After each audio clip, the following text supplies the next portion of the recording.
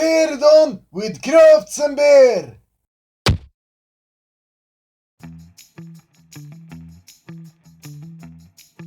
So, to make a mold of a stone wall, we start by drawing out stones and gravel on a styrofoam with a few millimeters between for the plaster later on. Throw in a field or two with gravel and a big stone somewhere to vary the appearance of the wall.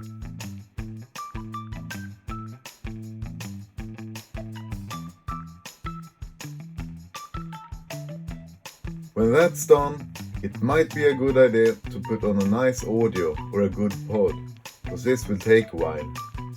Start with cutting out all the stone shapes with an X-Acto knife, and be sure to use a new blade for this to ease the whole process.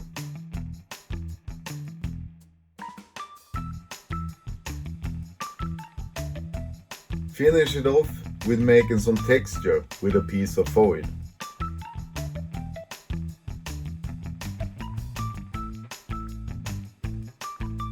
To secure the structure and make the piece more durable, paint the thin layer of Mod Podge.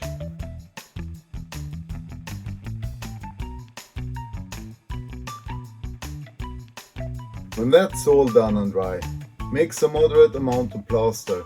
Make sure to mix it a bit loose.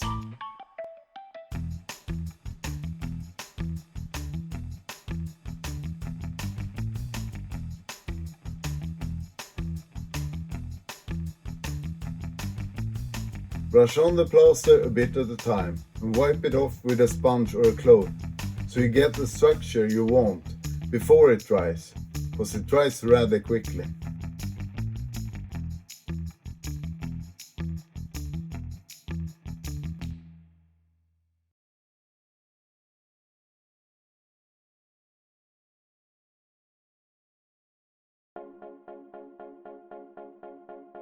The stone texture looks good, and I'm happy with the result.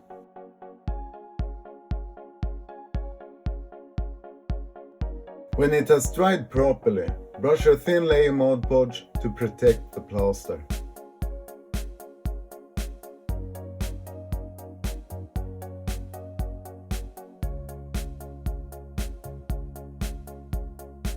When I roll the clay, I use baking paper to avoid the clay to stick to it.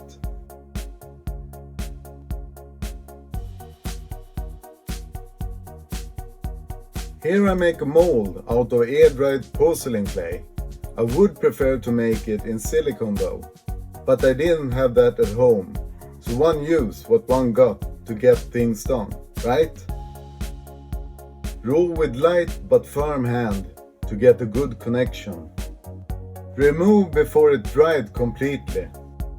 I'm trying a flat shape like this one instead of a roll. Makes it avoid too much repetition in the crafts. I save it so I can make a good silicone mold later on, which I think becomes perfect for casting walls in plaster.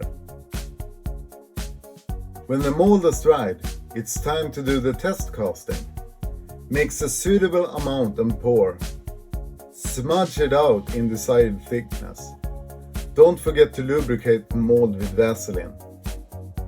The piece of plaster did not sit very hard in the mold, which is a good thing, so it slipped my hand when I removed it.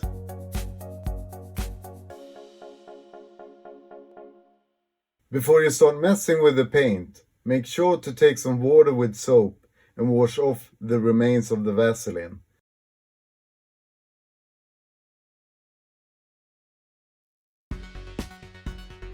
So, the painting begins with a foundation of black with a few random stones painted in brown, red, ochre and light grey.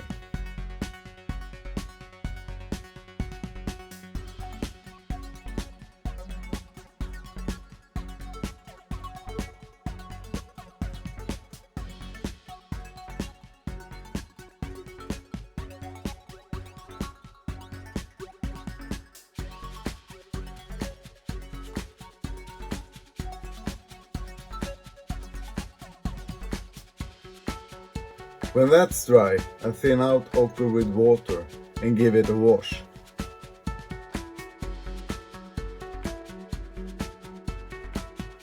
And when that has dried, I thin out linen and gave it another wash.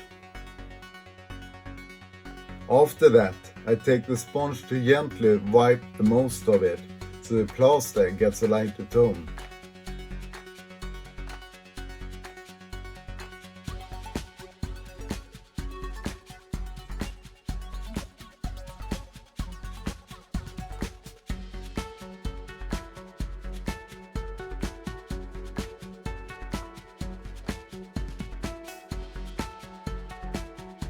I repeat the same procedure. Paint some random stones in brown, red, ochre, light grey, and even black this time. Doesn't matter if you don't paint the exact same stones. Maybe the results get even better if you don't. At this stage, be sure to proper thin out the paint. In retrospect, I can see I didn't thin it out enough.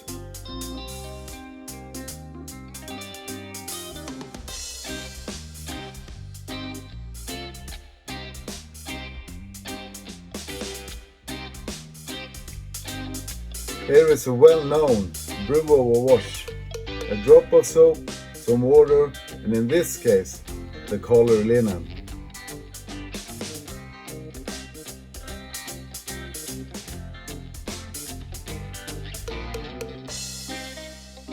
Here I give the stones a thin layer of different washed out colors and black tones around to make the stones pop and to give some depth.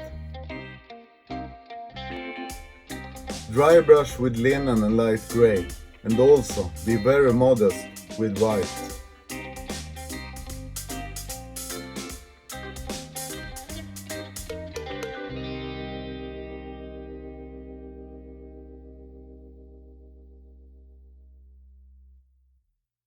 And with that, be it on and craft.